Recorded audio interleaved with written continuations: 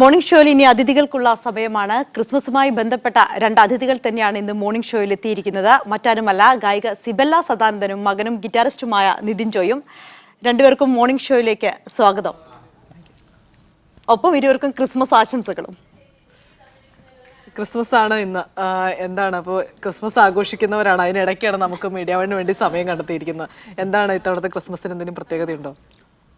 പ്രത്യേകത എന്ന് വെച്ചാൽ ഏറ്റവും സന്തോഷം തരുന്ന ഒരു സംഭവമാണ് ക്രിസ്തുവിൻ്റെ ജനനം എന്ന് പറയുന്നത്. ഈ ലോകം മുഴുവനും ആഘോഷിക്കുന്ന ഈ സന്ദർഭം നമുക്ക് കിട്ടുന്ന ഓരോ വർഷവും കിട്ടുന്നത് ഏറ്റവും വലിയൊരു സന്തോഷത്തിൻ്റെ ദിനമാണ്.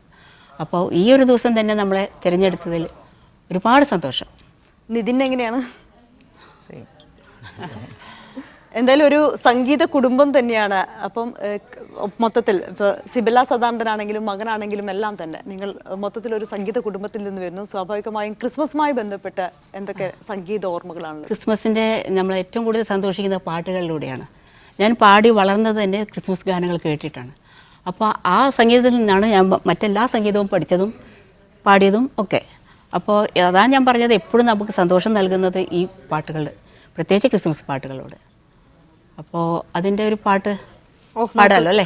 തീർച്ചയായും തീർച്ചയായും. വളരെ പ്രശസ്തമായിട്ടൊരു പാട്ടാണിത്. അതിൻ്റെ മലയാളം വേർഷനാണ് ഞാനിവിടെ പാടുന്നത്.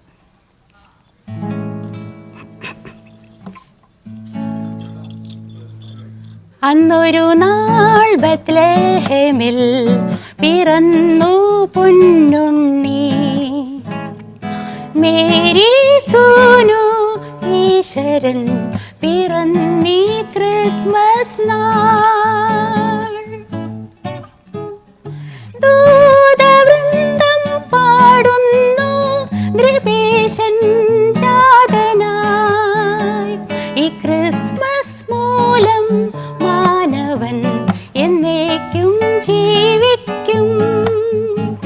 ഈ ക്രിസ്മസ് മൂലം മാനവൻ എന്നേക്കും ജീവിക്കും. വന്നുദിച്ചു വിൺതാരകം, പരന്നു പൊൻകാന്തി, ആമോദത്തിൻ ഗീതകം ശ്രവിച്ചി ക്രിസ്മസ് നാൾ. ദൂതവൃന്ദം പാടുന്നു ത്രിപേശൻ ജാതനായി, ഈ ക്രിസ്മസ് മൂലം മാനവൻ എന്നേക്കും ജീവിക്കും. ഈ ക്രിസ്മസ് മൂലം മാനവൻ എന്നെന്നും ജീവിക്കും. സകല ലോകർക്കേറ്റവും സന്തോഷം നൽകിയിടും സുവിശേഷം ചൊല്ലാൻ മന്നിതിൽ അടഞ്ഞി ക്രിസ്മസ് നാൾ. ദൂതവൃന്ദം പാടുന്നു നൃപേശൻ ജാതനായി, ഈ ക്രിസ്മസ് മൂലം മാനവൻ എന്നേക്കും ജീവിക്കും. ഈ ക്രിസ്മസ് മൂലം മാനവൻ എന്നേക്കും ജീവിക്കും. ക്രിസ്മസ് എന്നാൽ സംഗീതം തന്നെയാണ് പറഞ്ഞതുപോലെ തന്നെ. തീർച്ചയായിട്ടും. പള്ളികളിലെ കോർ സംഘങ്ങളൊക്കെ സജീവമാണ്. അങ്ങനെയായിരുന്നോ? ചെറുപ്പകാലം തൊട്ട് അങ്ങനെയാണ് ഞാൻ വന്നത്. ഒരു സംഗീതത്തിൽ വളർന്ന് അതിൽ തന്നെ ജീവിച്ചു. പിന്നെ എല്ലാ പാട്ടുകളും സംഗീതത്തിലൂടെ, ഞാൻ പറഞ്ഞ യേശുവിൻ്റെ ആ സ്നേഹവും സംഗീതവും ഇതാണ് ശരിക്കും എല്ലാ മനുഷ്യരിലേക്കും എന്നെ കൊണ്ടുപോയതെന്ന് ഞാൻ പറയുള്ളൂ. ഇതിനും അത് തന്നെയായിരുന്നു. ചോർച്ചിലൊക്കെ കരോൾസിലൊക്കെ ആയിരുന്നു തുടങ്ങിയത്. ഇപ്പോൾ ശരിക്കും നിതിൻ എന്താ ചെയ്യുന്നത്? ഞാനിപ്പോൾ ദുബായിലെ ഒരു മ്യൂസിക് ഇൻസ്ട്രക്ടറാണ്. ക്ലാസിക് ഗിറ്റാറും പിയാനോമാണ് പഠിപ്പിക്കുന്നത്. ഈ സിബില ചേച്ചിയിലേക്ക് വരികയാണെങ്കിൽ, സിബില ചേച്ചി കൂടുതൽ അറിയുന്നത് നമ്മൾ മാപ്പിളപ്പാട്ടുകളിലൂടെയും അതുപോലെ തന്നെ നാടകഗാനങ്ങളിലൂടെയാണ്. ഒരുപക്ഷെ ഒരു ക്രൈസ്തവ പാരമ്പര്യമുള്ള ഒരു കുടുംബത്തിൽ നിന്ന് വന്നെങ്കിൽ കൂടെ കൂടുതലും മാപ്പിളപ്പാട്ട് ഗായിക എന്നുള്ള രീതിയിലാണ് പേരെടുത്തിട്ടുള്ളത്. അതിൻ്റെ പ്രധാന കാരണം കോഴിക്കോടാണ്. കോഴിക്കോട് എന്ന് പറഞ്ഞാൽ ഏറ്റവും കൂടുതൽ മാപ്പിളപ്പാട്ട് ആസ്വാദകരും സ്റ്റുഡിയോ എല്ലാം ഏറ്റവും കൂടുതൽ കോഴിക്കോടാണ്, കേരളത്തിൽ നിന്ന് എനിക്ക് തോന്നുന്നത്.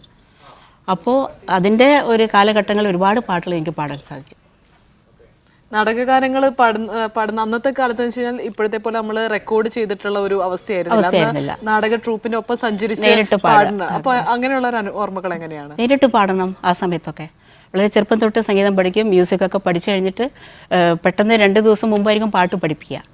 അപ്പോൾ പെട്ടെന്ന് പാട്ടൊക്കെ മറന്നു പോകും. പ്രത്യേകിച്ച് പറയേണ്ട ഒരു കാര്യം, നാടകമൊക്കെ നടക്കുന്ന രാത്രി പെട്ടെന്ന് പോകുന്ന സമയത്തായിരിക്കും. അപ്പോൾ ആ ഒരു വെല്ലുവിളിയൊക്കെ എങ്ങനെയായിരുന്നു? ആ സമയത്തൊക്കെ ഒരുപാട് പ്രാക്ടീസിങ് നമ്മൾ ചെയ്യും. ഇപ്പോഴുള്ള മാതിരിയല്ലല്ലോ, പണ്ട് പഠിക്കുന്ന കാലം തൊട്ട് ഒരുപാട് പ്രാക്ടീസിങ് ചെയ്യും. അതുകൊണ്ട് കുറേയൊക്കെ വിജയിക്കാൻ പറ്റിയിട്ടുണ്ട് എനിക്ക്. ഗാനമേളകളിലും നാടകഗാനങ്ങളിലും അങ്ങനെയൊക്കെ റെക്കോർഡിങ്ങിലൊക്കെ എനിക്ക് ഒരുപാട് നല്ല പാട്ടുകൾ പാടാൻ എനിക്ക് സാധിച്ചിട്ടുണ്ട്. പണ്ടത്തെ അത്ര പാട്ടുകൾ ഇപ്പോൾ നാടകത്തിൽ ഉൾപ്പെടുത്തുന്നുണ്ടോ? നാടകത്തിലൊക്കെ ഒരുപാട് പരീക്ഷണങ്ങൾ വന്നു. ഇപ്പൊക്കെ റെക്കോർഡിംഗ് ആണ് കൂടുതലും. പ്രൊഫഷണൽ നാടകങ്ങൾക്കൊക്കെ റെക്കോർഡിംഗ് ആണ് കൂടുതൽ. അത് എത്രയോ ഉയരങ്ങളിലേക്ക് എത്തിപ്പോയി ഇപ്പോൾ. ആ സമയത്ത് പണ്ടൊന്നും അങ്ങനെയുള്ള സൗകര്യങ്ങളൊന്നും ഇല്ല. അതുകൊണ്ട് അതിൻ്റേതായിട്ടുള്ള വ്യത്യാസങ്ങളുണ്ടായിരുന്നു. ഇപ്പോൾ ഒരുപാട് ഉയർന്ന രീതിയിൽ എത്തിപ്പോയല്ലോ. എല്ലാ മേഖലയും എത്തിയ മാതിരി തന്നെ സംഗീതവും നാടകവും എല്ലാം എത്തിക്കഴിഞ്ഞു. ഈ ക്രിസ്മസ് ഭക്തിഗാനങ്ങൾ ഏതെങ്കിലും റെക്കോർഡ് ചെയ്തിട്ടുണ്ട്. അതായത് 1982 ആ പാട്ട് റെക്കോർഡ് ചെയ്തത്. അഞ്ജലി എന്ന് പറയുന്ന ഒരു കാസറ്റിൽ വേണ്ടിയിട്ട്. അത് 2 വരി പാടാം.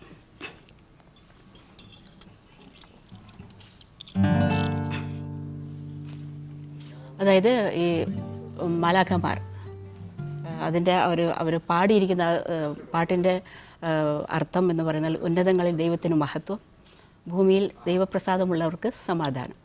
അതിൻ്റെ ഒരു തീമാണ് ഈ പാട്ട്. ഉന്നതങ്ങളിൽ ഈശനു സ്തോത്രം, മണ്ണിടത്തിലെ മർത്യനു ശാന്തി, മോദമോടെ പാടുക നാം ഭവ്യഗീതകം, വാനദൂതരാലപിച്ച ക്ഷേമഗീതകം. ആരു നീ ദിവ്യനോ പാരിടേ ജാതനായി, അഞ്ജലി ബദ്ധരായി പാദതാ കുമ്പിടാം. ഉന്നതങ്ങളിൽ ഈശനു സ്തോത്രം, മണ്ണിടത്തിലെ മർത്യനു ശാന്തി, മോദമോടെ പാടുക നാം ഭവ്യഗീതകം, വാനദൂതരാലപിച്ച ക്ഷേമഗീതകം. നിതിൻ പാടുമോ? ചെറുതായിട്ട് ഒക്കെ പാടും. ഇതിന്റെ ഒരു പാട്ട് കേട്ടാ കൊള്ളാം അല്ലേ? ഒരു ചെറിയ ഒരു 2 ലൈൻസ് ഉള്ളൊരു. ഓക്കെ.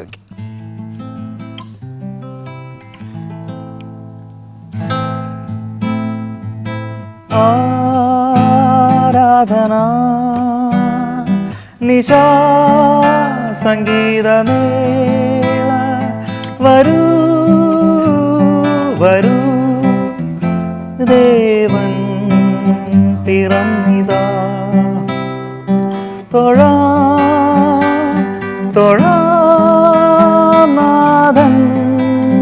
പിറന്നിതാ.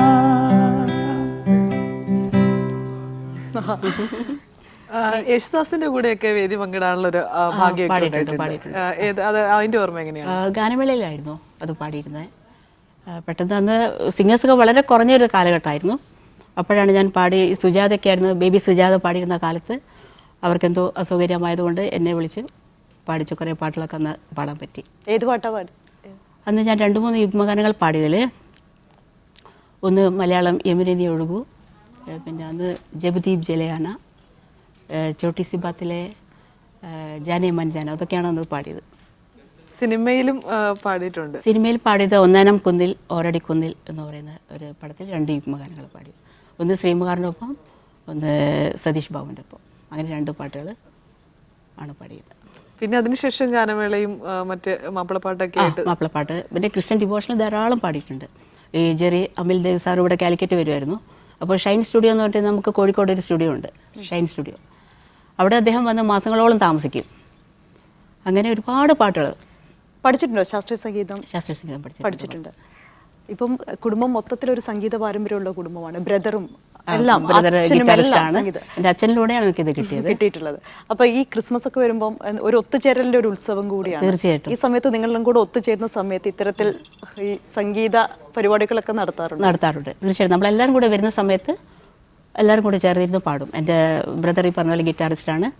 അപ്പോൾ ഞങ്ങളെല്ലാവരും കൂടെ പാടുന്നത് അതന്നെ നമുക്ക് വെറ്റും കിട്ടുന്ന സന്തോഷം. നിതിൻ ഗൾഫിലാണെന്ന് പറഞ്ഞു. ഇത്തവണത്തെ ക്രിസ്മസിലാണോ? ക്രിസ്മസ് മിസ്സാകാറുണ്ടായിരിക്കുമല്ലോ അല്ലേ നാട്ടിലെ Christmas?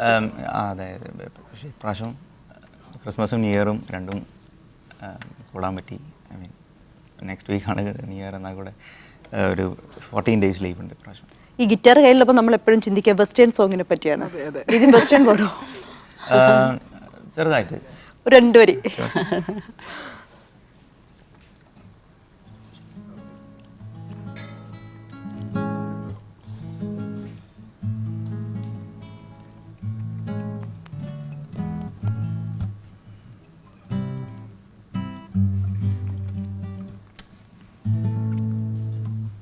Joy to the world, the Lord has come.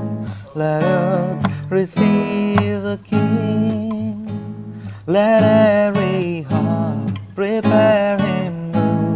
And heaven and nation sing, and heaven and nation sing, and heaven and nation sing. ഗൾഫിലെ വേദികളിലൊക്കെ പരിപാടികൾ അവതരിപ്പിക്കാറുണ്ട്. ഉണ്ട്. ഇപ്പോൾ ഞാനൊരു 2 years ആയിട്ടേ ഉള്ളൂ പ്രൊഫഷണലി പെർഫോമൻസ് തുടങ്ങിയിട്ട്. അതുവരെ ഞാൻ ടീച്ചിങ് മാത്രമായിരുന്നു. ഇപ്പോൾ കുറച്ച് പെർഫോമൻസ് ഒക്കെ ചെയ്യുന്നു. നാട്ടിൽ വരുമ്പോൾ നാട്ടിലെ പരിപാടികളും ഒക്കെ ഉണ്ട്. ഇതുവരെ ചെയ്തിട്ടില്ല, കാരണം നിങ്ങൾ ഒരുമിച്ച് ഒന്നും ചെയ്തിട്ടില്ല. ഞങ്ങൾ ഇതുവരെ ചെയ്യാൻ അങ്ങനെ ഒരു പറ്റില്ല. പ്ലാൻ ഉണ്ട്. ജീവിതത്തിലൊരു സന്തോഷമല്ലേ അത്. നമ്മുടെ മക്കൾ പാടി കേൾക്കുമ്പോൾ അതൊരു വലിയൊരു സന്തോഷമാണ്. ഇപ്പൊ ഒരു കുടുംബത്തിൽ അങ്ങനെ കുറെ പേര് സംഗീതവുമായി ബന്ധപ്പെട്ടുണ്ടെങ്കിൽ ബാൻഡുകൾ തുടങ്ങും. അങ്ങനെ ഒരു കാലഘട്ടം കൂടിയാണ്. അതെ. പക്ഷേ ഞങ്ങൾക്ക് ഇഷ്ടം ശരിക്കും എപ്പോഴും മെലഡി ആയിട്ടുള്ള പാട്ടുകൾ. അധികം ഒരുപാട് എന്താ പറയുക, മനുഷ്യൻ്റെ മനസ്സിലേക്ക് എപ്പോഴും കടന്നു ചെല്ലാൻ പറ്റുന്ന മെലഡി ആയിരിക്കും, അതിൽ സംശയമില്ല. അപ്പോൾ അതിൽ നമ്മൾ ശ്രദ്ധിച്ചിട്ട് നല്ല നല്ല പാട്ടുകൾ തിരഞ്ഞെടുത്ത് അവതരിപ്പിക്കണം എന്നൊരു ആഗ്രഹമുണ്ട്. തീർച്ചയായിട്ടും പുതിയ വർഷത്തിൽ അത് സാധിക്കുന്ന വിശ്വാസത്തോടു കൂടിയാണ് ഞങ്ങളിരിക്കുന്നത്. എന്തായാലും ഒരുപാട് ഗാനങ്ങൾ പാടിയിട്ടുണ്ടാവും. അതിനകത്ത് നിന്ന് ഒരു പ്രത്യേക ഗാനം ഏതാ ഇഷ്ടമുള്ളതെന്ന് ചോദിക്കുന്നത് ശരിയല്ലെന്നറിയാം. എങ്കിൽ പോലും മനസ്സിനോട് എടുത്ത് നിൽക്കുന്ന ഒരു ഗാനം ഏതാണ്? ഏത് പാട്ടാണ് പറയുന്നത്? ക്രിസ്തീയ ഭക്തിഗാനങ്ങൾ ഒരുപാട് പാട്ടുകളുണ്ട്. അതിലിപ്പോൾ ഏതാണ് പ്രത്യേകം പറയേണ്ടത്?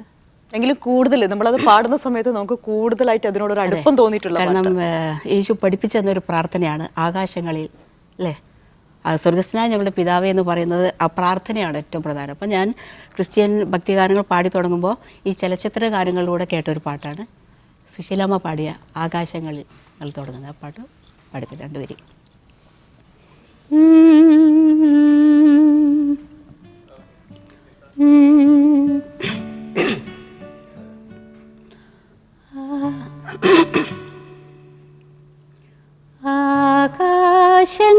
ആകാശങ്ങളിലിരിക്കും ഞങ്ങളുടെ അനശ്വരനായ പിതാവേ,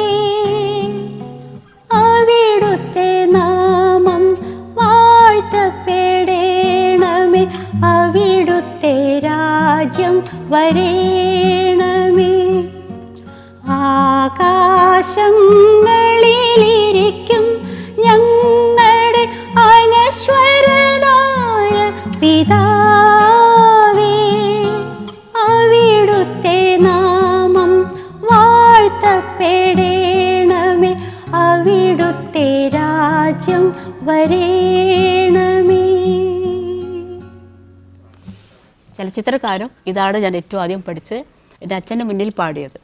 മറ്റുള്ള പാട്ടുകളൊക്കെ നമ്മൾ കേൾക്കുന്നതിൽ കൂടെ ഈ ക്രിസ്ത്യൻ ഡിവോഷനിൽ പാടി വരുന്ന സമയത്ത് ഈ പാട്ട് റേഡിയോയിൽ നിന്ന് കേട്ട് പഠിച്ചിട്ട് അച്ഛൻ്റെ മുന്നിൽ ആദ്യമായിട്ട് പാടിയ പാട്ട്. സിബിലേച്ചിയുടെ സഹോദരൻ ഗിറ്റാറിസ്റ്റ് ആയിരുന്നു കേട്ടിട്ടുണ്ട്. അങ്ങനെയാണ് അതിന് കൂടെ പാടിയാണ് ഈ ഗായകൻ എന്നുള്ള ഒരു ഗായിക എന്നുള്ളതിലേക്ക് വന്നത്. അങ്ങനെയാണോ നിതിനും വന്നത്? കാരണം അമ്മാവന്റെ ആ ഒരു കഴിവാണോ? തീർച്ചയായിട്ടും അതെ. ചെറുപ്പത്തിലൊക്കെ പുള്ളി വായിക്കുന്നത് രണ്ടുപേരും വരുമ്പോൾ അങ്ങനെ പാടുന്ന പ്ലേ എന്നൊക്കെ കേട്ടിട്ടാണ് ഞാനും. അതല്ലാതെ ഞാൻ ആ ചെറിയ പ്രായത്തിലൊന്നും അധികം പഠിച്ചിട്ടില്ല. ഞാൻ കുറച്ച് വലുതായ ഒരു ആഫ്റ്റർ 15 ഞാൻ സീരിയസ് ആയിട്ട് മ്യൂസിക്കിനെ അപ്രോച്ച് ചെയ്യാൻ തുടങ്ങിയത്. പാട്ട് പഠിച്ചിട്ടുണ്ടോ? വളരെ കുറച്ചൊരു 6 months ഒക്കെ എനിക്ക് പഠിക്കാൻ പറ്റുള്ളൂ. അതിനുശേഷം അഗെയിൻ ഞാൻ എൻ്റെ ഫോക്കസ് അത്ര ആ സമയത്ത് അത്ര ഒരു നല്ല ഫോക്കസ് ആയിരുന്നില്ല മ്യൂസിക്കിന്. പിന്നെ ഒരു ആഫ്റ്റർ 15-16 ഞാൻ കുറച്ചും കൂടെ സീരിയസ് ആയിട്ടും പ്രാക്ടീസ് ചെയ്യാനൊക്കെ തുടങ്ങി.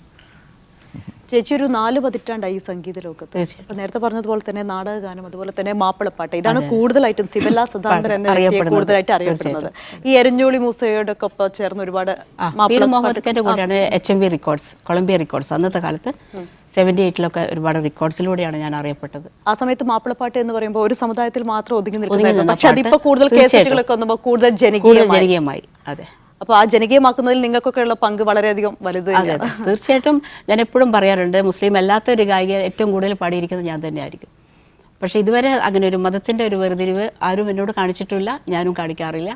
എപ്പോഴും എല്ലാ മതങ്ങളെയും എല്ലാവരെയും സ്നേഹിക്കണം എന്നാണ് നമ്മുടെ ക്രിസ്തു പറഞ്ഞിരിക്കുന്നത്. ആ യേശുവിൻ്റെ സ്നേഹത്തിലൂടെയാണ് ശരിക്കും നമ്മൾ അത് തിരിച്ചറിഞ്ഞ് എല്ലാവരോടൊപ്പം വർക്ക് ചെയ്യാൻ നമുക്ക് സാധിക്കുന്നത്. ഞാൻ പറഞ്ഞല്ലോ, സംഗീതം മതമൈത്രിയുടേതാണ്. തീർച്ചയായിട്ടും. എന്തായാലും ഒരു മാപ്പിളപ്പാട്ടൂടെ കേൾക്കാൻ തോന്നുന്നുണ്ട്. മാപ്പിളപ്പാട്ട് പാടുകയാണെങ്കിൽ നല്ലതായിരുന്നു. പാടാൻ ഇഷ്ടമുണ്ടോ? കേൾക്കാൻ ഇഷ്ടമുണ്ടോ? തീർച്ചയായും. അപ്പോൾ ഒരു പാട്ടാവും അല്ലേ? ഏതാ പാടാ?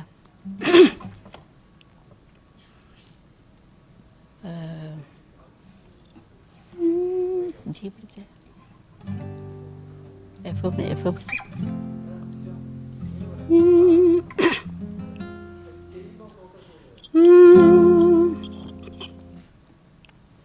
ഹറമിൻ്റെ നാട്ടിൽ നിന്നും പറന്നെത്തും വെള്ളിപ്രാവേ, ഹക്കിൻ്റെ കതിർകൊത്തി പറക്കും പ്രാവേ, പറക്കും പ്രാവേ.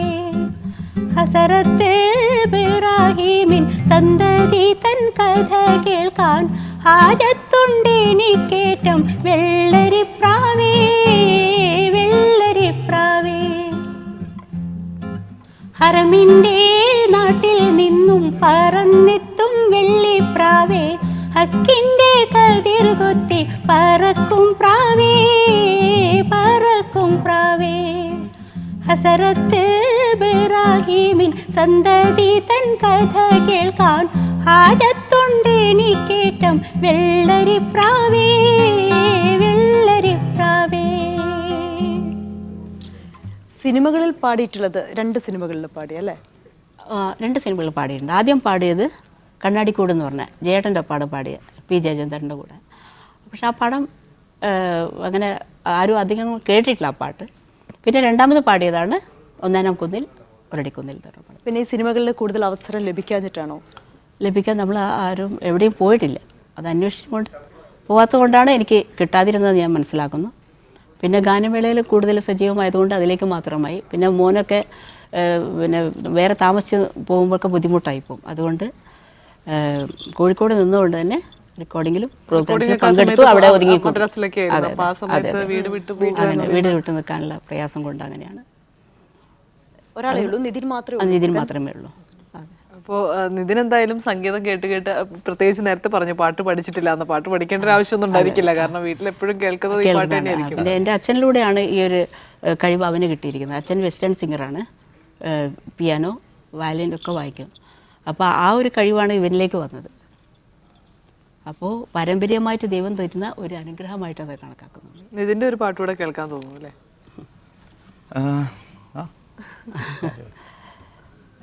ഒരു മലയാളം ഫിലിം സോങ്. തീർച്ചയായും.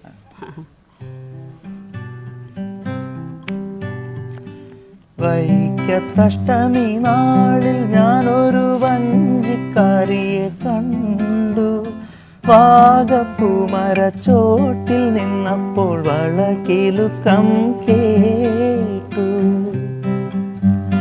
വൈക്കത്തഷ്ടമി നാളിൽ ഞാനൊരു വഞ്ചിക്കാരിയെ കണ്ടു. വാഗപ്പൂമരച്ചോട്ടിൽ നിന്നപ്പോൾ വളകിലുക്കം കേട്ടു. ആറിനക്കരെ നീന്തിക്കേറാ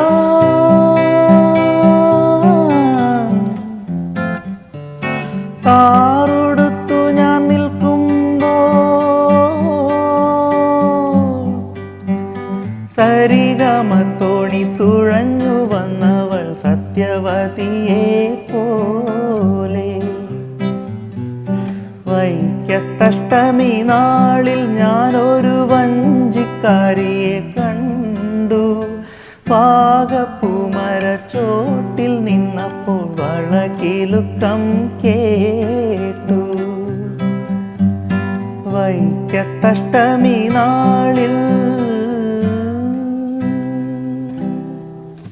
എന്താണ് ഇനി രണ്ടുപേരുടെ അടുത്ത പരിപാടി? നിതിൻ ഗൾഫിലേക്ക് തിരികെ പോവുകയാണോ അതോ നാട്ടിൽ തന്നെ നിന്ന് അമ്മയ്ക്കൊപ്പം സംഗീത പരിപാടികളിലൊക്കെ തുടരുകയാണോ? സംഗീത പരിപാടികൾ തീർച്ചയായിട്ടും തുടരുന്നുണ്ട്. പക്ഷേ എന്തായാലും കുറച്ചു കാലം കൂടെ മിഡിൽ ഈസ്റ്റിൽ തന്നെ ആയിരിക്കും. നേരത്തെ നമ്മൾ ഇന്റർവ്യൂ തുടങ്ങിയപ്പോൾ തന്നെ ചേച്ചി പറഞ്ഞു മകന്റെ ഒപ്പം ഒരു പരിപാടി ഒന്നിച്ച് ചെയ്യണം എന്നുള്ളത്. കാരണം നമ്മുടെ ഇത്രയും വർഷങ്ങൾ ഞാൻ പാടിയല്ലോ, ഇനി നമ്മൾ അങ്ങനെ അധികം മാക്സിമം കഴിഞ്ഞു. ഒരു ഫീമെയിൽ സിംഗറിന്റെ മാക്സിമം എനിക്ക് കഴിഞ്ഞു.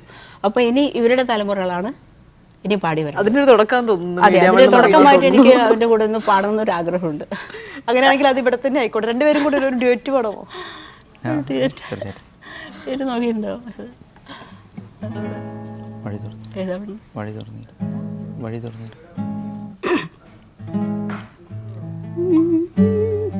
സ്കെയില് നോക്കാം. ഇംഗ്ലീഷ് പാടി. ഇതൊരു ട്രാൻസ്ലേഷൻ. മമ്മി മലയാളം, ഞാൻ അതിനുശേഷം ഇംഗ്ലീഷ്. Same song.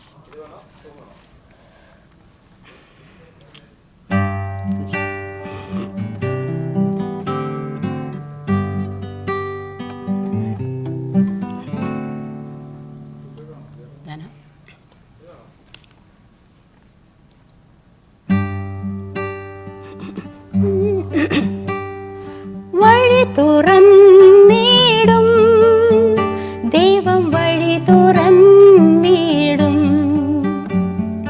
ദുഃഖത്തിൽ എൻ ഭാരത്തിൽ ആശയറ്റ വേളയിൽ വഴിയടയുമ്പോൾ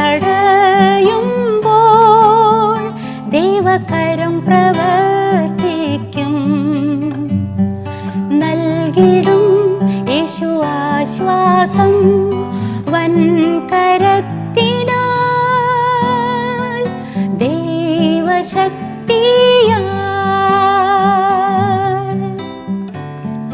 യേശു എൻ്റെ ആത്മനാഥനെന്നും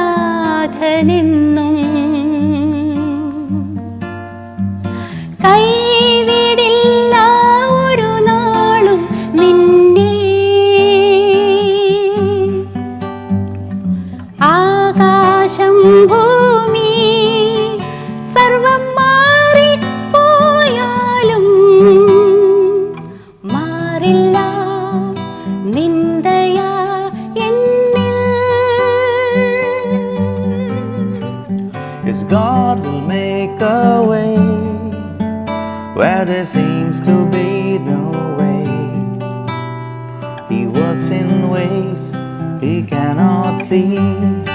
He will make a way for me. He will be my guide, hold me close to His side.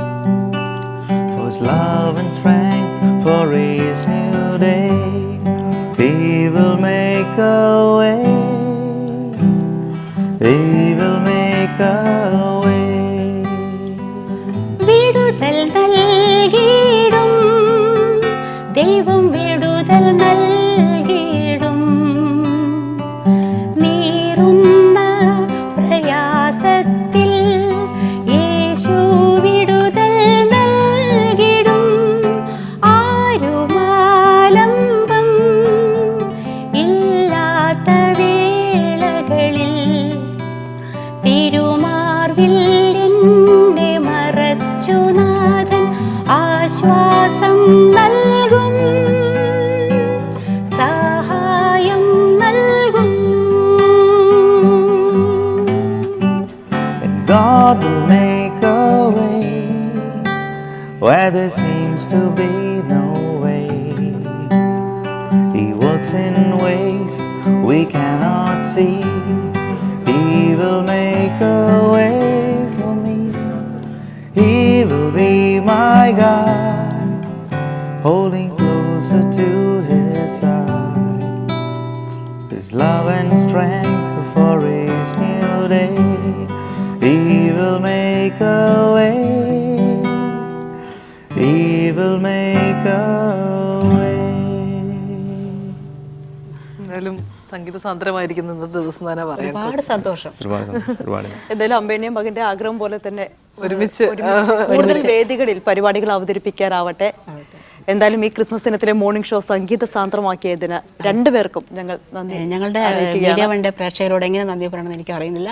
പ്രത്യേകിച്ച് എൻ്റെ മോനെ കൂടെ ഈ ഇതിൽ പങ്കെടുപ്പിച്ചതിൽ എനിക്ക് ഒരുപാട് സന്തോഷം. എല്ലാവർക്കും ക്രിസ്മസ് ആശംസകൾ നേരുന്നുണ്ട്. തിരികെ വരാം ഒരു ചെറിയ ഇടവേളയ്ക്ക് ശേഷം.